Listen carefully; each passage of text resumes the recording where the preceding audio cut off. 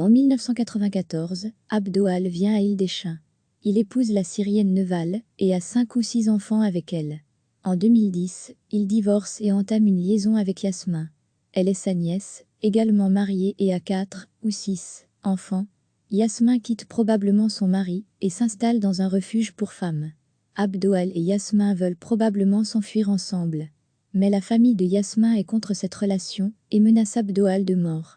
Il doit se cacher à la mi-2010. En attendant, il est à Essen et 6 semaines avant le crime, il est de retour à Sarstedt. Le 1er janvier 2012, 2 hommes lui ont tiré dessus à une dizaine de reprises, dans sa voiture devant un feu rouge. Abdoal s'est vidé de son sang.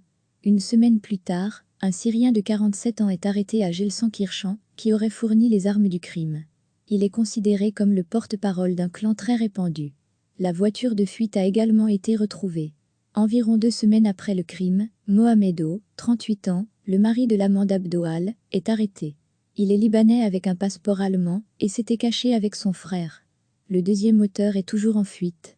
Il s'agit probablement du propriétaire de la voiture de fuite, âgé de 33 ans. En juin 2012, le procès débutera devant le tribunal de Île-des-Chênes, dans le cadre de mesures de sécurité renforcées. L'époux de l'accusé et l'amant de la victime ne témoignent pas.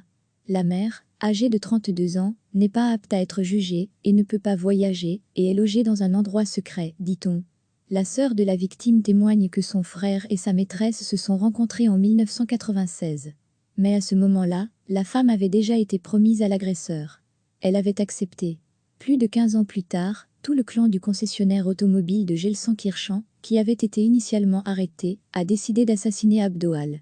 Le chef de clan a été libéré par manque de preuves, mais il fait toujours l'objet d'une enquête. En juillet, Mohamed est condamné à la prison à vie. Il avait gardé le silence pendant toute la durée du procès. Le deuxième auteur, le beau-frère de la victime, et probablement aussi l'auteur, est toujours en fuite. La condamnation indique qu'il y a apparemment une famille élargie libanaise à Île-des-Chênes, qui vit dans un monde parallèle et n'accepte pas les règles de l'état de droit, mais se moque d'elles. Alors que le verdict est toujours en cours de prononcer, des émeutes éclatent encore au tribunal. Le tribunal a été évacué. Merci d'avoir regardé cette vidéo et de nous aider à construire une grande base de données d'histoire sur les crimes d'honneur. Veuillez vous abonner à notre chaîne Crimes d'honneur sur YouTube.